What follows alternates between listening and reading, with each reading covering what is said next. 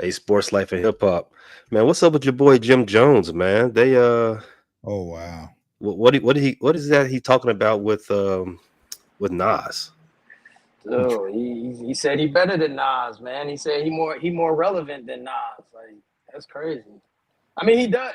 Nas does. He hate me now, which that was a trash song, even though everybody like it. But he's not more relevant than. I mean, Nas is arguably on the Mount Rushmore of hip hop. So I mean, unless you're talking about balling, I mean, that was Jim's claim to fame and being Cameron's hype man. What So you're telling me is Ballin is not better than New York State of Mind. no, Mm. no, balling is a commercial Pop Tart hit. So Nas is better. Yeah, Nas is right.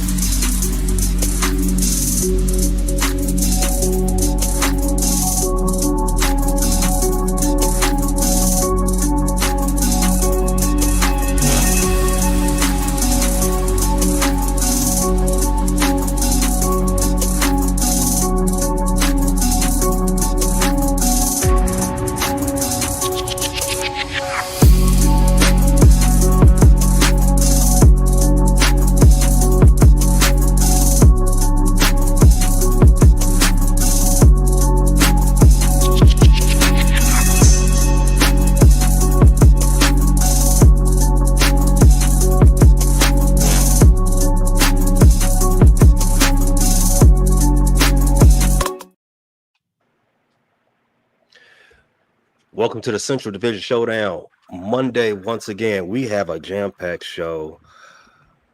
Obviously, NBA free agency is kicked off with a frenzy as it tends to do every summer. But before we get to that, I want to rewind real quick and go back to the draft. NBA draft was last Wednesday, fellas. We didn't have a chance to talk about it as a unit. So, without not necessarily your team specific night that night that they had Wednesday and Thursday, what was the biggest takeaway you had from the draft? Maybe somebody that you drafted, maybe the production. Rick, I'm gonna start with you. What's the lasting imprint the draft left for you with? Uh, Piss poor production wise. I didn't like the questions.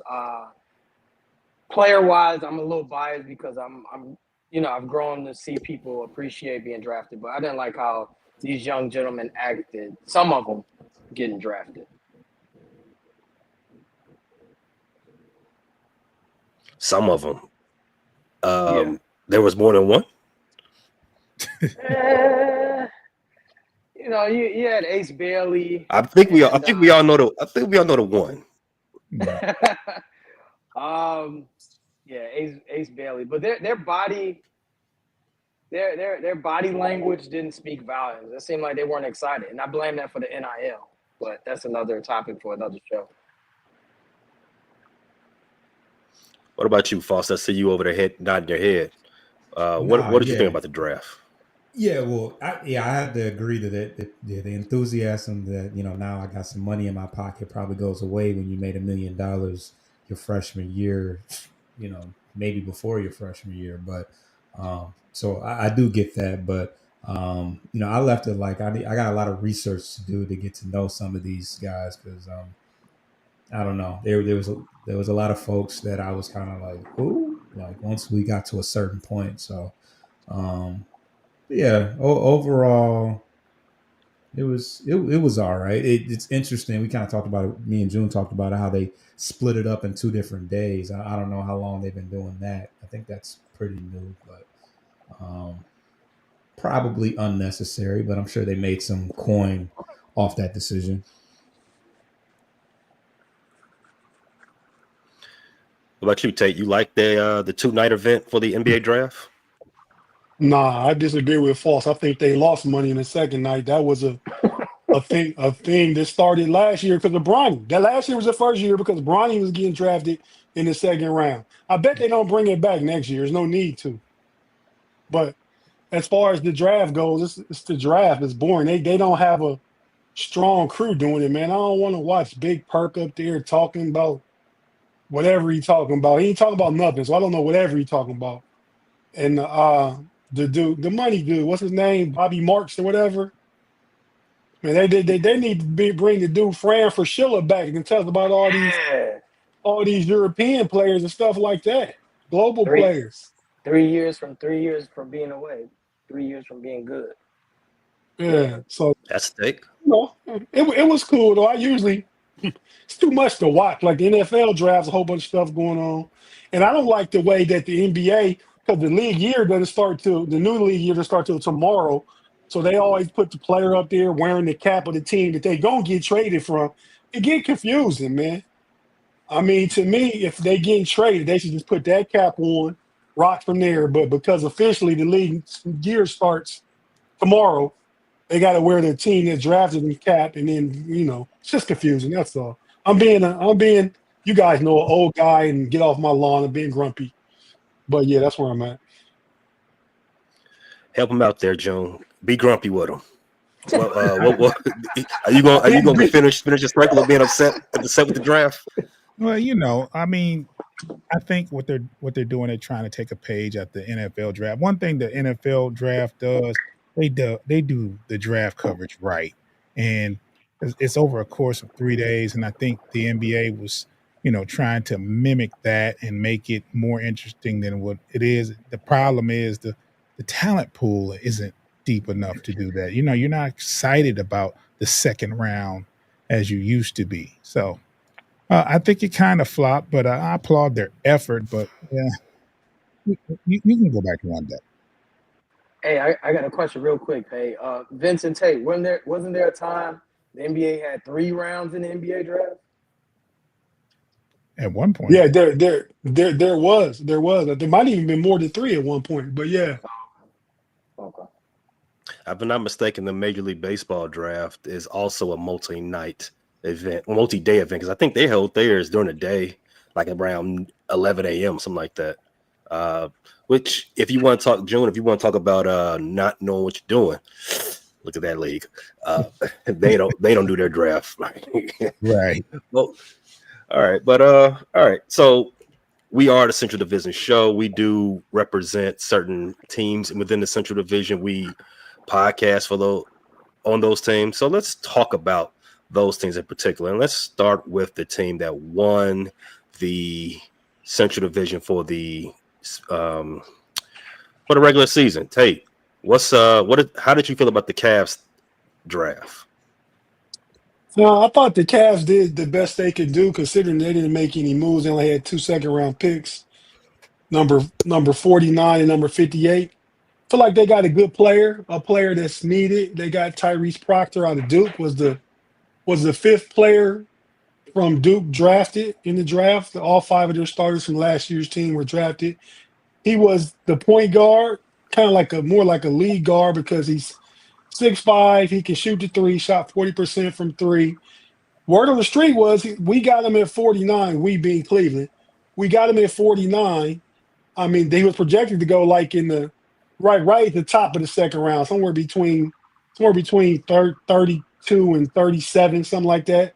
But he was telling teams well, don't pick me. I want to go to Cleveland because Cleveland had an extra open roster spot and they were willing to give him a roster spot already. So he don't have to worry about a developmental G League contract or anything like that. He's signed, is going to be on the 15-man roster. So he has an opportunity already to see if he can earn minutes on the varsity. So I like the pick. The second pick was Salou Niang out of Italy. I believe he's from Senegal, but he plays professionally in Italy. He's like a 6'7", 6'8" swing man.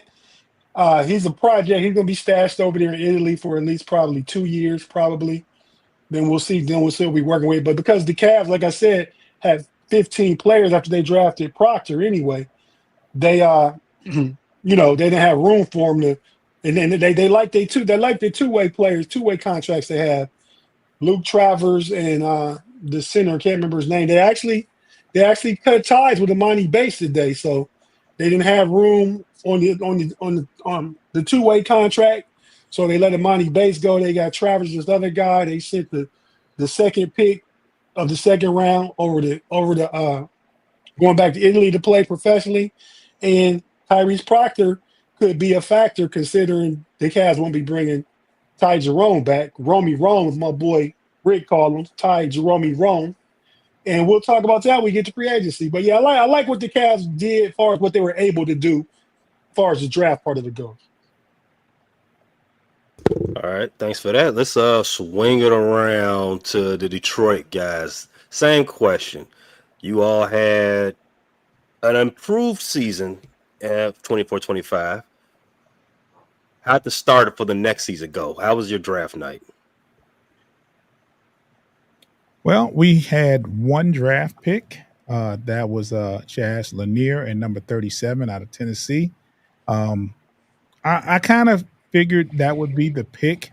It boiled down to two players. After the first round, I kind of figured it was going to be one or two players. The player that I thought would go would be Brome. I think that's his name, out of Auburn, but he was drafted a couple picks earlier than 37. And I figured Chaz Lanier would be the guy. Foster, you can tell him about, his skill set and whatever. Yeah, so I wasn't, super well versed in, in his abilities, but as I looked into it, I thought it was rather interesting that he, he's a floor spacing, movement shooter with comps to Malik Beasley. I said, that's You interesting. But want to make a bet? That's crazy. I was, I didn't think nothing of it. I'm like, we locked in, with Beasley. That's all, but the ink is all, but put down on that piece of paper. But I thought nothing of it. We're probably getting rid of Tim Hardaway. Schroeder's probably going to be gone. We can always use some more shooting. But at any rate, he had a good season at Tennessee. He actually broke a record for the most threes in a single season. And obviously, what's his name from the Lakers? Austin Connect. Yeah. Dalton Connect. Dalton Connect, yeah. He just left there. So, he came right in and took over the duties as the primary option over there, and, won a couple of awards, best shooting guard in the nation. So, I think the one knock to him is that he is an older guy. He played, 4 years at Northern Florida, and then he transferred for his final year because of, I think, the COVID year or maybe a red shirt or something like that. But I think that he's a guy that can be, make an impact from day one. We definitely have some. There's some availability for him to get some time because Simone Fontecchio didn't have a great year. And then obviously we're losing a guard in Schroeder and possibly Tim Hardaway as well. So he should have an opportunity to play some meaningful minutes right away. He's just going to have to, improve his ability to, defend his position. But he's got good athleticism. He's got long arms. So it should play up, in the NBA, but we'll see. Thanks for that. Let's finish up this team-specific draft.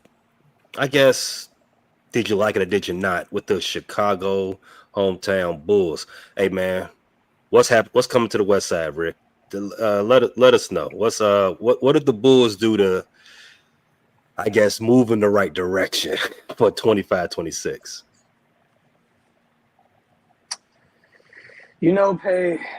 My loyalty to the Bulls organization is just as blind as constituents and a farewell person, a known person said drinking bleach is good for the coronavirus. It's just like I just blindly support what the Bulls are doing, and I believe what they're doing is good. Noah Esingwe, I believe I'm saying his name right. Correct me if I'm wrong, Tate. You're the stat guy that always corrects me. But Noah Esingwe, I believe his name is 6'10". They're calling him. I saw some video clips of him, and he looks like a bootleg Pascal Siakam. That's his comp, aka Spicy P. Damn. He's 6'10". He's long. He's the second youngest in the draft. That's a plus. Jump shot needs to be worked on. He's athletic. Needs to put a little bit more weight on. He's a little thin, but he's a wing, and that's what the Bulls are trying to gather is a bunch of wings to their roster. We need 3D guys, but we got the defensive part. I won't say the other word, but we got the defensive part. But 3-pointer wise, he's not hitting threes. He needs to work on his J. In the second round, we traded down with the Lakers. We got the 55th pick. For some reason, I guess the Lakers were high on. They wanted that 45th pick, and they drafted Rocco Zazarki from Australia, which went to Minnesota. We ended up picking. The Lakers ended up drafting for us Laquan O'Bright from Australia. I don't know too much about his game. I'll say he'll be playing in Summer League, and I expect him to be on the Windy City Bulls G League team, working his way up, trying to get a lather. There you go, June. So overall, the draft was okay. I believe getting Noah is a good sight. He moved up in the draft. He moved up like at the beginning. I want to say around April, May. He was like lower. He was like end of the first round. But by draft night, he had bumped up. His workouts were pretty good. He's got the length, no diddy. He's athletic, but no jump shot. He's got to work on his J, and we'll see. Summer League. Hopefully, I'll see more of him and be able to study his. Break his game down even more. So, what you're saying is that Bulls fans are a cult.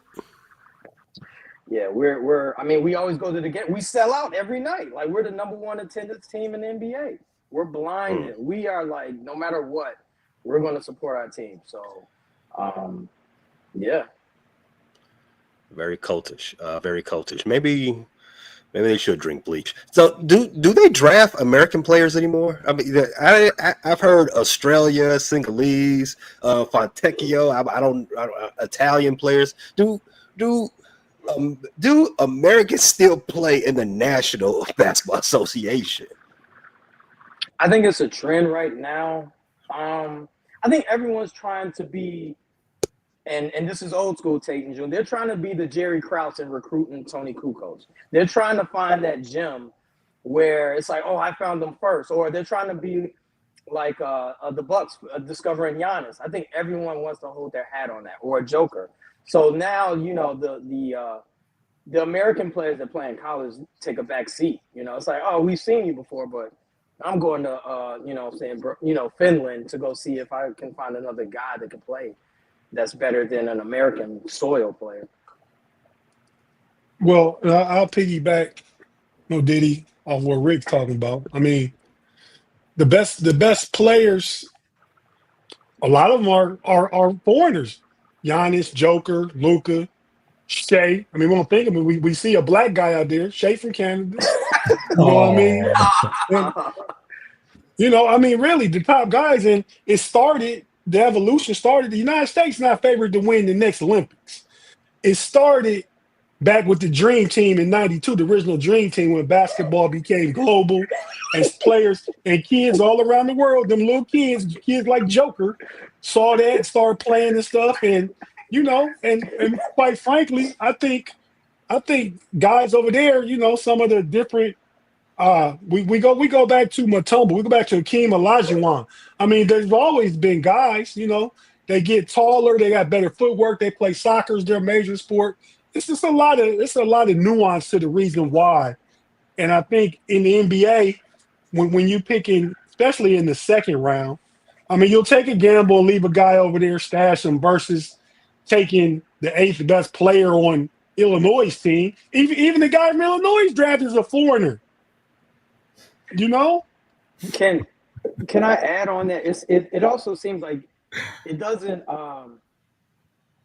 benefit you staying in college for 3 years to work on your craft and to get better. The NBA wants younger. They want youth. They want 18-year-olds. They want 19-year-olds. If you're 22 and you're an All-American in college in, let's say, Villanova or a blue chip school or Carolina, shout out to Pay, that, I mean, it doesn't mean much. You know, they really want a newborn and, you know, like a 18, 19 straight out, you know, very little basketball. And they want to develop those guys. And that's part of the problem. I mean, I think we gamble too much on that. I think, you know, either B. Foster June said the guy Lanier, the Pistons guy is old, but he fits. The Pistons ready to win now. They don't need no 18-year-old. They need a 23-year-old to come give them minutes to shoot the three and be part of the rotation. So it depends on what you're doing. If you a trash team, if you Utah, take Bailey, who didn't want to come there. He 18, 19 with tremendous upside. Take that gamble. But teams that want to win, want to win. And I forgot the coach that said it, but the way they develop their players overseas is different. Whereas over in America, we play 100 AAU games and we just play and play and play. Those European kids practice. That's why their fundamentals are so good. They do a whole bunch of practice and a little bit of game. So they're just, you know, we're used to the ball is life and all the best 6-year-old in the class of 2050 is, you know, like those European kids, they don't even, like, a lot of them start playing professionally at like 16. Like, I want to say, I don't know if it was Rubio, but for some reason his name jumps out. Luka was 14 too. Luka was 14 too when he started. So you know, not that, you know, some of these young kids don't get exposure to play with you know, with professionals, but I'm talking about professional organized basketball going up against grown men. Like, it's just a different development over there. They don't go to college to play basketball. They start getting groomed for that early on. So they call it university over there. Another way to look at this is, and I remember I got this take from Bomani Jones a long time ago, back when the influx really just got the cracking.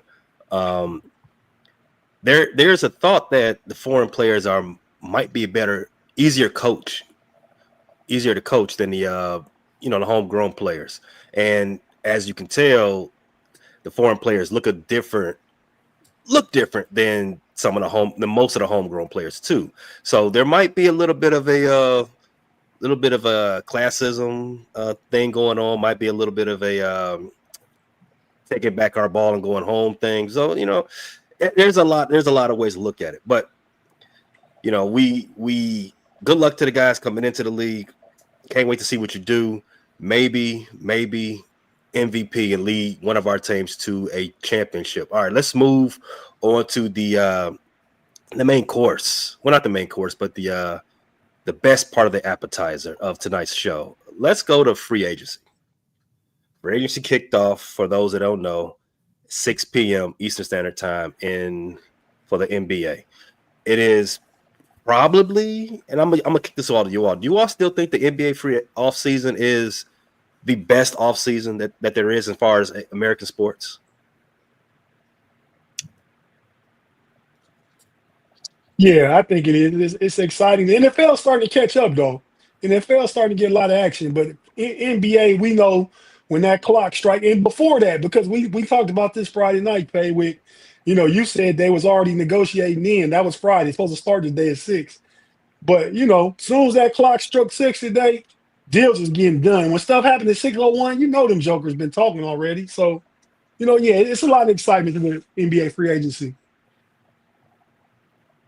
Yeah. You said the best offseason is in general, or the free agency? The best offseason. You put the NBA against NFL, NHL, Major League Baseball, you know, hot stove league, well, you know, MLS, WNBA. What do you think? Yeah, I think just because I think the only one that compares to, I mean, the NBA has all the trades. Like the NFL, you're not going to see, you know, what are the quarter? Caleb Williams for Jared Goff. You're not going to see that type of thing, but you might see, you know, KD get moved in, you know, in the off season, or those big names. The NFL, leave our quarterback out of this, Foster. That's correct. You said what? Yeah, I don't. Yeah, I only say Caleb because it's, you know, Chicago people here. Watch your mouth. Watch your mouth. It's good to see the protections not breaking down for. Oh, he's got the protection now. might have That's aligned now, but yeah, NBA for sure. You know what, that's a good, excellent point there, Frost, because I think today, and we don't do not, this is not an on-ramp, this is not a segue. Today was the first time in the NFL in the last 20 years that an all-pro was traded for another all-pro. That's So you, correct. like you said, you don't see those blockbuster trades in the NFL offseason. More so, you don't see them you don't see trades like that in the NFL at all. You might see big names get cut, and they may move around, but trades, no. So yeah, I do feel like, you know, trades is a big, it's spicy. You know what I'm saying? It does keep the people going. It's provocative. Shout out to my man Will Ferrell. All right. I'm sorry if I can Free add it. agency. Go ahead. I was gonna say real quick, Pay. Also, what the NBA brings is soap opera. Who knows about? We remember the DeAndre Jordan free agency when they locked him in his house and told him you're going to sign with Dallas. You know, like these are the stories. These are the stories that come out and makes the NBA a lot better than Hot Stove or, you know what I'm saying, the NFL. You remember Bronny, D Wade, and Bosh getting together. You know, like they're having a discussion. These are the things that build up. This is what makes the NBA great on free agency period. There's a ton of stories like that come out to light, and Shams breaks them, and we all you know gravitate to that. Didn't somebody knock on Tracy McGrady's door at like midnight one season for to get him? I think it was him going to Orlando. They was like right at midnight. The general manager and the coach was at his doorstep or something like that. So yeah. It's a little bit more exciting in the NBA. That's how you get a felony charge nowadays. They got him. Yeah. Well. Yeah. You remember that, Rick? At Emoji Gate in Dallas, all the emojis they had locked DeAndre Jordan, like, yeah, he was important. Wow. Yeah. All-star DeAndre Jordan. Yeah. A hell of a lot it did for the Clippers to get them over the hump. If you can't lose it with DeAndre Jordan, all right, still gonna blow a 3-1 lead regardless. Shout out to Glenn. All right, so let's get back. Let's get back to team specific. What there has been some free agent news for the Bulls and the Cavs, right? They parlayed, as they would say in the wire. Who's gonna tell me about it? Well, it's not much to tell you about. The Bulls traded Lonzo Ball for Isaac Okoro. Straight up, no draft capital involved. As if you watch this show on a weekly basis, Tatus told you guys that they needed a backup point guard. So it got, no Diddy. Cleveland's needs are met. We got Isaac Okoro, so I'm supposed to talk about him. He's 6'5". He's a wing. Doesn't have a J. Excellent description. He shot 39% last year. I mean, he's definitely he's with us guy. He's with us. Like, you can shoot that. I'm sagging off Okoro, but now that he's a Bull, I gotta root for him. But I don't understand the trade. The Bulls actually could have got a first-round pick for Lonzo. They could have got a first rounder. They said, no, we're gonna wait. We're gonna wait till this offseason and wait for Isaac Okoro. That's what they did. And pretty soon the vein is gonna pop out of my neck because it's really annoying that they really did this. But Isaac Okoro, Tate could tell you more about his game. I know about his game. He's a lottery pick. He's a top 5 pick actually from Auburn. He's got a little athleticism, but I'm not asking him to score 20 points. I'm not asking him to score 10 points. He can't do that. His J is invalid, and I mean, hopefully he signed a contract last year, an extension, 3 years, 33 mil edit. If I'm wrong, I think it's 3 years, 33 mil he signed. But I mean, Lonzo was there for a first-round pick, and I don't understand why we didn't get any draft capital for Lonzo Ball once again. And we just did a straight-up trade with Cleveland. Not only did you make the trade you make the trade, right? but you traded within your division. So this dude could bite you in the rear end for the up. You're going to see him 4 times next year. It's not like they sent Lonzo to the Western Conference. They sent him right in their division. I don't understand the logic, but see red nonetheless. See red. So quick question before Tate, you jump in. Who gets off the bench first, Okoro or Pat Williams? It doesn't matter, man. Oh wow, you stumped me with that question now. Let's go with Okoro. Okay, all right. So an upgrade in some sense. Tell you, what did you think about the trade when it came across your notification bar? See red.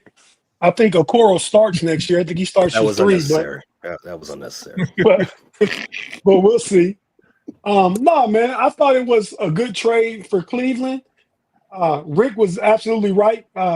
Isaac Okoro last summer signed a 3-year, $33 million year, so $11 million per. We thought he could be, when he was drafted, he was just a building block, right? With potential to get better offensively, but a defensive reputation, defensive stopper. And he's great at defense, great on-ball defender. You know what I mean? So I mean, Chicago, that's what you paying for. But as far as it goes for Cleveland's about to be a second apron team. And to get off that $11 million, even though Lonzo makes 10 a year, you save $1 million there because once you cross the apron, any amount you over, you pay that times 6. So, Lonzo's gonna make it. If we're over, his losing that $1 million actually saves 6 to Okoro. Plus, Lonzo makes the $10 million a year, but he has a team option next year, so you can get off him where you'd have been stuck with no Diddy. You would have been forced to have Okoro for another year. Where if you want to cut or trade Lonzo next year, you can. But I think if he's healthy, he works. And that's the problem we ran into against the Pacers, and that's why Ty Jerome didn't come back. So the draft we talked about earlier of Proctor, the addition of Lonzo Ball, Cleveland gets 2 more ball handlers and secondary facilitators. I think that helps them. So Lonzo does some of the things that Ty Jerome did, and he does some of the things as far as defensively being a big guard because Cleveland needed a big defensive guard because Ty Jerome didn't play no defense. Lonzo can play defense and be in the game to rest Garland or Mitchell and still have a guy that can guard the 2 in the game. So I like his attributes. He's a high IQ player. I believe last year with the Bulls, he shot 37%, but he shot high as 40. When he came out of UCLA, that was broke. But when he got hurt, I think he worked in the jumper quite a bit. So, no, I'm actually pleased with the trade from Cleveland's perspective. Saves them money, gives them a contract that'll be tradable. Even if it's not working this year, at the trade deadline, you can trade him, get an asset back, and that team who trade for him maybe can cut him at the end of the year and save salary cap on their side. So I think he's a positive asset, and if he's healthy and he plays well, then that's a win for Cleveland. Hey, Tate, is he a locker room guy? I don't know Okoro. Is he a good locker room guy? Yeah, he's a good locker room guy. He get along with his teammates. He's fun. It's fun. He's a good kid. Just that jumper just broke. And he actually shoots good in the regular season, but he played himself off the court in the postseason. I mean, he don't got to worry about that in Chicago. See red, but that postseason jumper being broke because hopefully he can hit the shots in the play-in. Hopefully. Hey, fun fact: they were picked. Pat Williams and Okoro were picked back to back in the lottery in 2020. So y'all kind of got them both. Well, Williams went 4. Okoro went 5. Yeah, Okoro went 5. Super Mario Brothers back together. Detroit. So the only engagement we got so far has been from Detroit fans. So we've got some questions for you guys to answer, but we'll get to those second. Free agency. Chris LeVert, what's happening?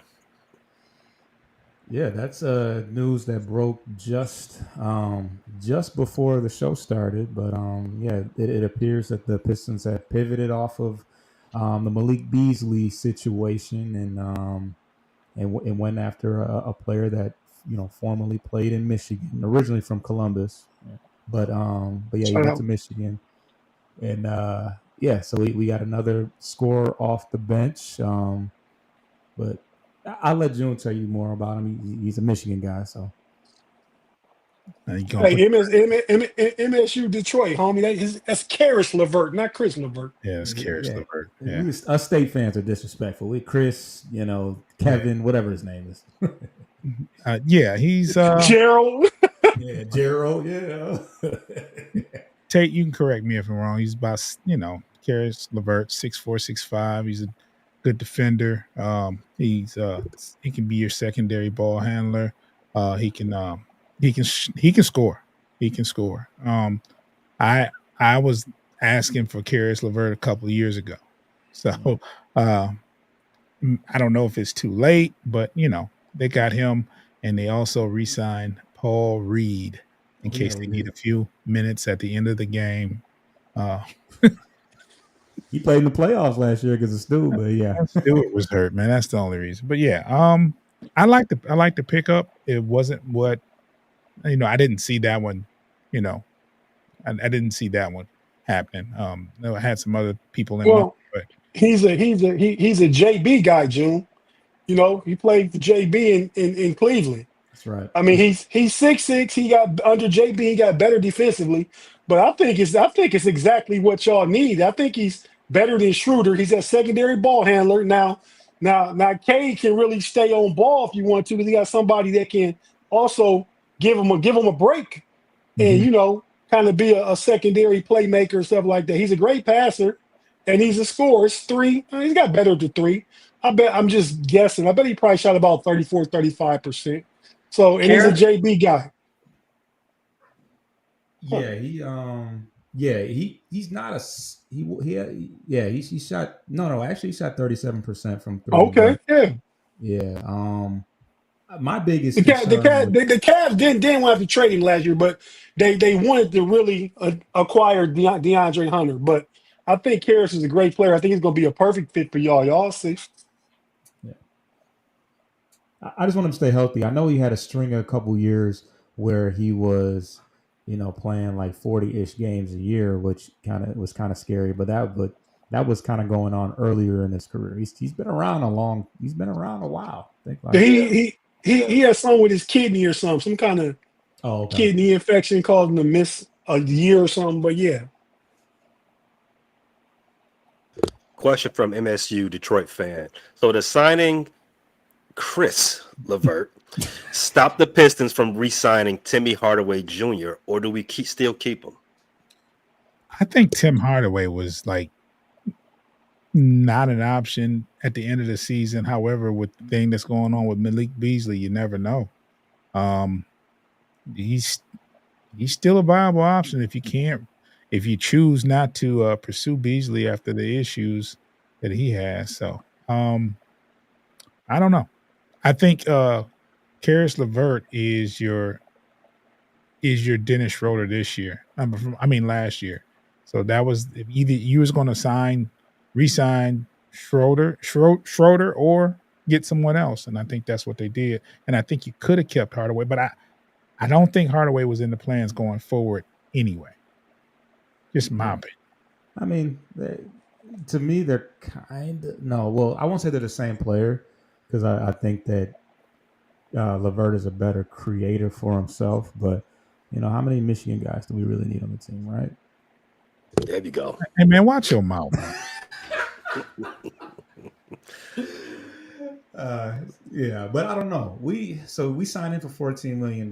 So I think you still have an opportunity to address another need we have with the amount that we have left over. I mean, and we still got Ivy. You can't forget about Ivy. He got hurt. True. So yeah. There's how many guards do you have?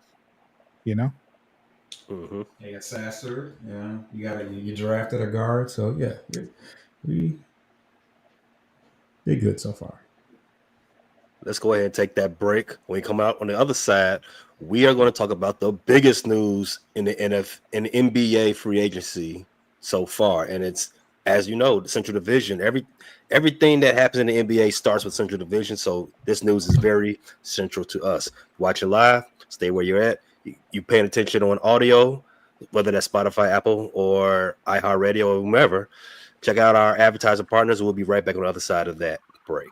Need a Garrett's popcorn break.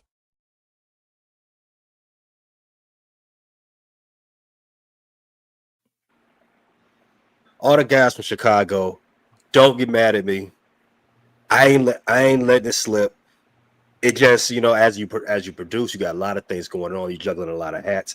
But trust me, I did notice that hat that Foster's got on. Foster, throw that garbage in the trash.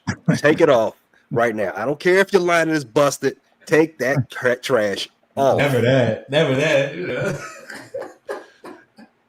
Fellas.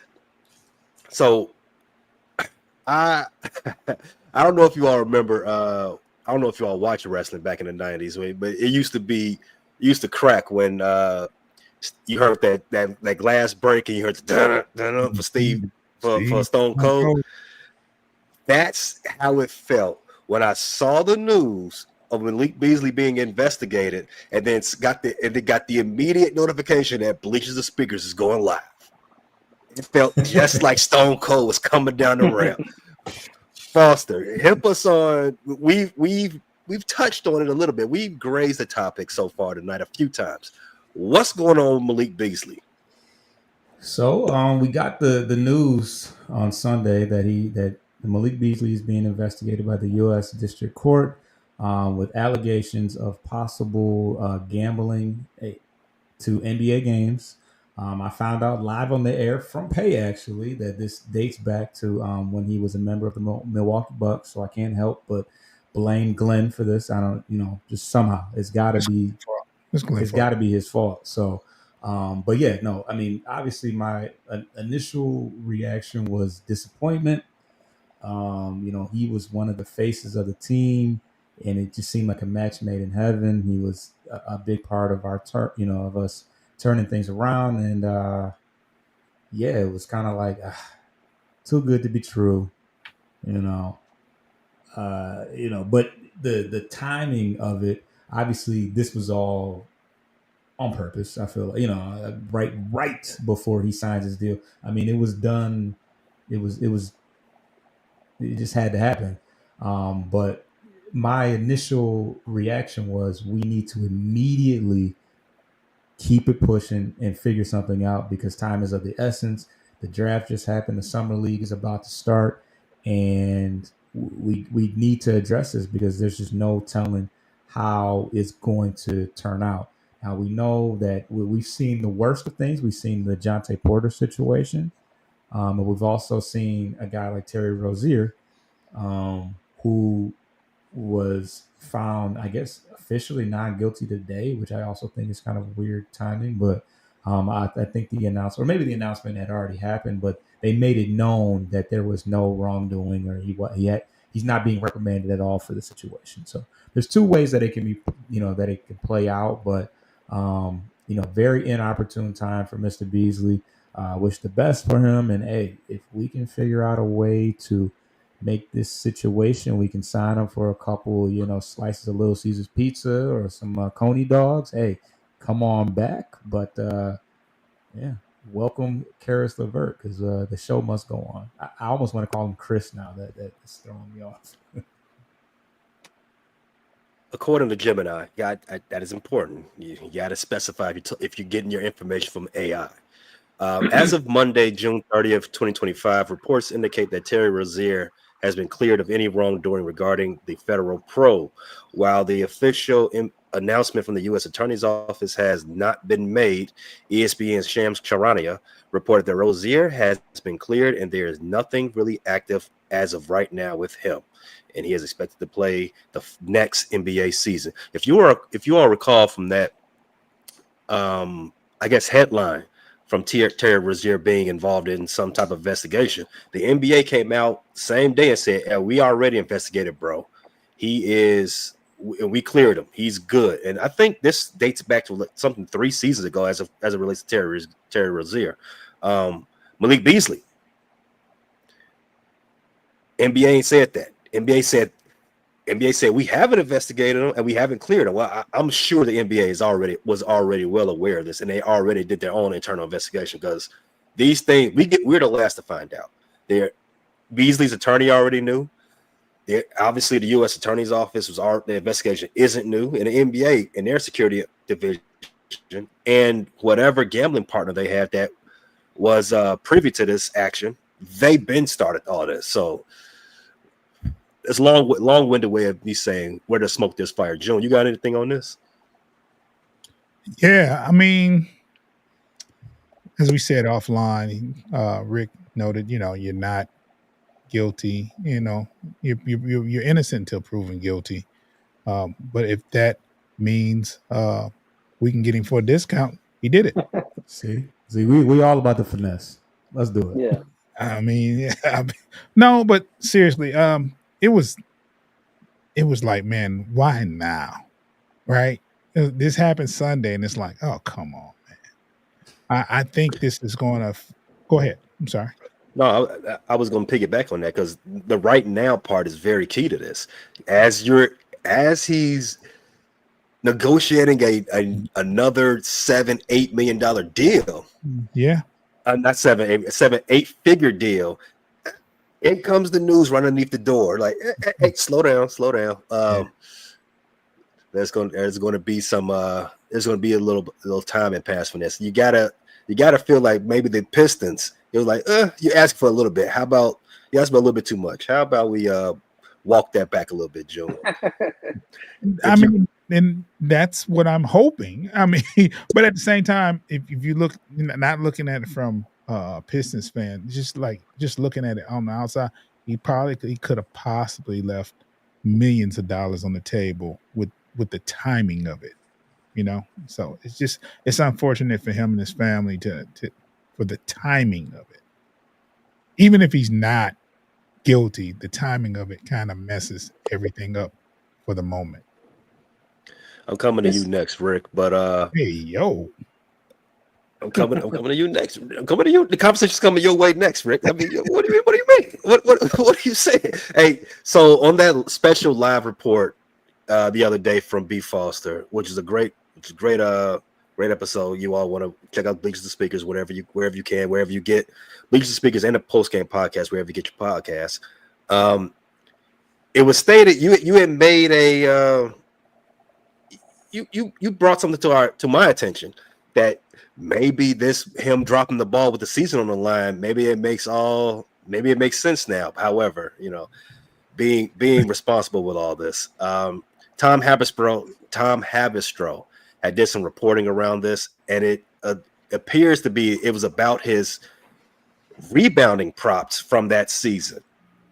So, like Foster brought up, Jonte Porter and the Terry Rozier things, those were involving player-specific props and a lot of sharp money going right on a particular side of that prop right before tip-off. Rick, you and your boy Zeke, y'all be deep in these FanDuel streets, man. What do you think about player props in general? Should that be something that that we're doing out here? Because it's ripe for someone to I guess for some malfeasance rather. I'll say that these stories are going to surface more and more as society, we become more indulged into gambling and parlays.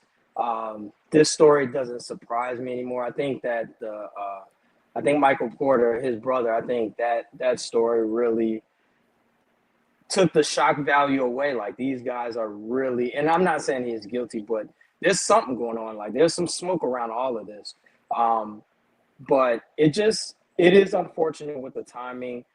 It doesn't stop us from giving our hard-earned money away and trying to see these guys get to their goal or get to the number that we want them to. And, as a player, there is, I would say there's there's a lot at stake. I mean, these players are willing to risk it all, and you don't know off the court what these players are dealing with, what they have to encompass, what they have to be bothered with that allows them to participate in such. I'll just simply say that the parlays and the gamblers here to stay, as you well know. A lot of money is being made from this, and this is not the last story that you're going to hear. I mean, it's only the beginning, I believe. Oh no, you definitely correct. You are 1,000% correct. This is only the beginning. Human beings are always going to try to test their limits. They're always going to test their luck. If you put out there that, hey, I can make a couple extra dollars on the side, especially for a marginal player, maybe not somebody at Malik Beasley's level, but somebody at Jonte Porter's level. I can make a couple of dollars hitting my under, because the under is a lot more tempting than the over, right? Shout out to Charlie Hustle. Tate. Hold on. I'm sorry, Pat. I always think of one thing when I hear these stories, and I don't know, June Tate. I'm sure you guys saw this movie. I always think of Blue Chips when what's his name was like, it was just one, coach, just one time. The time he gambled. Yeah. Why you always call me in June when you think something old? We the OENs, man. Y'all appreciate y'all indulge in it, but seriously, y'all have seen Blue Chips. Where what was his name? Tony. Yeah, Tony was a fifth-year senior, and what's his name? Ran, you know what I'm saying? Pulled him up by the chin straps. Was like, yo, man, did you gamble on the games? He was like, yeah, it was one time, coach, I swear. And then he ended up fessing up and said he did. So I always just think of how, like, Blue Chips was before his time, and that was just college. So you can only imagine with the NBA now the gamblers in effect. Sorry. Just that was out of the moment. Well, that was a story similar to the real life story. If you remember, if you're old enough to remember the show Goodfellas, you remember the movie Goodfellas? Yeah. It's a classic. Yes. Oh yeah. Well, it was real life. The dude Henry Hill, the main character in the movie, he actually had a whole point shaving scheme going at Boston College back in the 80s. And so first, way before online betting, all that, the gangsters was all up in that thing, recruiting kids, get them to shave points so they could bet on games and stuff like that. So it's always been a thing. I mean, I think I would agree with Rick or B Falls, whichever one you said it. That's just it's always going to be some of that. You know what I mean? As long as it's parlays, it's always going to be some of that. A joker can try and win and still not hit his numbers just because he told his cousin or homie from the block to, bet it. I ain't gonna score 24 tonight. I'm gonna cut 22 and act like I pulled a hammy and come out the game or something. And his boy gonna hit for some bread. So I think it's always gonna be a thing. I think the only way to kind of eliminate that is eliminate parlays. Period. Can't do that. So I see where you all are going with this. So my question is that since you all are Rick, Tate, and my Detroit dynamic duo, you all will see that this is always going to be a part of sports as long as sports is in bed with gambling. So do you think it's a big deal? Guys are, maybe juicing their prop bets or going under intentionally. Does this type of story matter to you? I've never stopped watching sports, but I mean, it definitely depreciates. It not depreciate. Is that the word? It compromises the game in the way that There you go. steroids does. Like where you're like, you start thinking, dang, Beasley did end our season dropping a ball in the corner, something he's never done in his entire life. It makes the conspiracy theorists really get to cooking and finding the footage of weird plays that everybody's done, but the microscope is on you now because you got accused. I don't say you got caught, but you got accused of something like that, and it compromises everything that you thought that you knew and loved about the season a little bit. But my bad, I was cutting off. And I think when it was Porter's brother, it didn't matter. He was trash. Malik Beasley is a legit player that can really have an impact and effect on the game. I mean, so yeah, Porter's brother is found guilty, kicked out league and all that. It get real serious with Malik Beasley though, because he's about to get a $45 million contract. You know what I mean? John Tate Porter, whatever his name is, he's been lucky to get $5 million for a 4-year deal. So he needed to do it, but he needed to make some extra bread as far as the NBA standards go. If you believe that sports doesn't have any scandal or it's just like scandalous free, you just believe in Santa Claus. And like, dude, there's some dirty water in there in sports. You know what I'm saying? Like there's some fishy, there's some some crazy stuff. So I never believe, it doesn't make, like B-Fall said, I don't stop watching. I already know that there's some stuff that is unsavory that no one wants to admit. But I mean, it's kind of like if you got, a pretty girl and she got stretch marks, you still gonna like her, you still gonna get with her.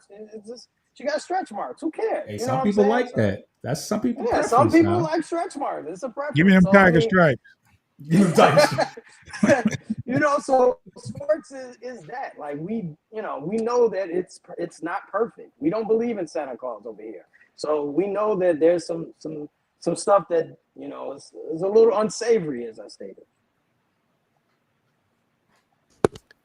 So I know if you watch this show, if you follow this program or follow any one of our programs, you probably have seen our show, The Homies, on Friday. We had a topic about Pete Rose going into the Hall of Fame. And I remember my co-host, my producer, my cousin down there saying, no, it's not a big deal. Not a big deal. It doesn't matter. I just want to throw out 2 words: take integrity. And I want to I don't want to keep that word integrity locked center, right? If you allow things like this to continue, things of this nature, and I'm piggybacking on what you said, B. Foster, you lose the integrity of the game. There is no longer NBA. It's now World Wrestling Federation of Basketball. It's now anime. It's not sports in that. It's not sports in that same context of what you used to understand it. It's just entertainment. Rick, as you said, you're going to continue watching. I mean, yeah, you're going to continue watching, but will you feel like what you're watching is the same thing when you obviously know that there's the other guys got other motives than just winning the game, just getting buckets? Like, you know what? Today I don't want to get buckets. Who wants to play? Or in fact, better yet, who wants to watch a basketball game when you're actually thinking like somebody out there don't want to get buckets today? Somebody out there is actually trying to be Patrick Williams. Rick. Wow. Wow. I got no response right now. I got nothing. That's good. But I know you got plenty of takes and plenty of response. What's coming up on Sports Life and Hip Hop this week and for July? We're gonna meander throughout the city, catch some fests, see if we can interview some people. We got NASCAR coming to Chicago. We're gonna try to make it down there if it doesn't rain. Forecast doesn't look too well. What else do we have? We got a couple of car shows lined up, and we're gonna try to stay cool and smooth out here in these summer streets. What's coming to the Bleachers to Speakers channel this coming week? I know it's baseball season, cornucopia, any other Pistons type information that people might want to check out? Yeah, we're doing a Pistons weekly every Saturday. So you can tune in for that post-game podcast. We'll be doing a show every week, and that's on Saturdays. We'll get back to it. We got out of it for a second, but we did a show last week and the week before that. So, and we also have a new show that'll be on the channel soon. It's called On Wax Michigan Sports Uncut, where we talk about all sports in Michigan from all levels, from little league all the way up into the professional leagues. There's going to be a lot of stuff going on with the channel. So subscribe to Bleachers and Speakers on YouTube and make sure you listen. For anywhere you can listen to a podcast, you can find us there. Just type in Post Game Podcast, FFSN in your search. Make sure you download those episodes. Make sure the notification bell on, so when we drop content, you'll get an alert. Never miss a drop. So the Detroit Shock, huh? Yeah, we already got one championship over there. So yeah, come 2029, it's like, damn, I'm gonna be an old head by the time that happens. But yeah, more basketball to watch. I'll be able to damn near create a WNBA player by then. But with every drop. Wow. Well, you got really deep in the woods there, Foster. Okay. Real quick, yes or no? We're up against the clock here. Bill Laimbeer, Detroit. Let's say Detroit basketball. Mount Rushmore. Yes. Top 4. So Isaiah Thomas. Yes. What? Give me four. Ben Wallace. Ben Wallace is above him, right? You got Zeke. You got Ben Wallace. Bill Laimbeer got 2 chips. Yeah. What, as a coach? Oh, and as a coach, yeah, he got 2 as a coach. He got 2 as a coach too. Yeah, as a Detroit Shock coach. Wait, hold on. We said Detroit. What did we say? Detroit basketball, Mount Rushmore. Of all the players, like Robin's not above him. Cade Cunningham. I mean, yeah. I mean, it may be too soon for that, but so I respect that. But I mean, it's if Cade Cunningham can creep on the list, Grant Hill got to be on it. Tate. That's Rather Cavalier Know-It-Alls podcast. You all had a great interview yesterday. You want to tell the folks about it and where they can find that interview if they were so inclined? Yeah, man, I'll be real quick. I just want to refer back to me being the homie that had to take integrity. We're talking about should Pete Rose make the Hall of Fame. Pete Rose was a great player. When Pete Rose was betting, he wasn't betting on no parlays. He was betting that his team win the game. I think that's a completely different thing. As far as That's Rather Cavalier podcast, check us out on Fans First Sports Network. That's Rather Cavalier. We have a show once a week on YouTube. That's this show. So check us out there. For now, as the all season gets going, summer league starts, and I recruit some of my team back that took off after the All-Star break. Pretty much, even before that. Now that I think about it, we'll get some get back. As far as the Know-It-Alls podcast. And the homies, because the homie B Dirt was on yesterday because he runs the Running Through the Jungle podcast and the Pay Dirt podcast, him and Pay, with the sports gambling, no less. They're telling you guys what parlays it takes. So listen to them because they probably in touch with Malik Beasley. But I think that allegedly we had Cincinnati Bengals running back on the show yesterday, Taj Brooks. 6th-round pick, probably is gonna be the second running back going into the season, and I expect by mid-season he might be the starter because he's a little more durable, can handle more of a workload than I believe Chase Brown can. But I think it'll be a dual backfield. And I think he'll be a part of it. What I say? What I say though? I said he'll be part of a dual backfield. Nah. All right, man. I ain't gonna worry about it. I'm gonna rewind the tape. But nah, man. To finish up, it was a great interview. He's gonna, like I said, he's gonna be part of the rotation in the Bengals backfield. So yeah, check that out on the Know-It-Alls podcast. You can catch it on Running Through the Jungle. Also, if you're a Bengals fan, definitely check it out there. Support B Dirt. And the homies, we rock on the homies every Friday evenings. Myself, Pay, the aforementioned B Dirt, and Big G. Though Big G's taking a sabbatical for a minute because of work. So I was talking about getting. He's running up and paying his bets. He's doing the Malik Beasley. He's not paying his bets up. Tell the truth. He's running. But go ahead, finish up. Uh-oh. No, what he said was his work schedule changed on Friday evening. So, but yeah, I'm looking, to have one of these guys fill in from, while Big G's gone, just so we can get that fourth man on there, get a little different personality takes and some sports takes and some stuff. We had a lot of fun on there.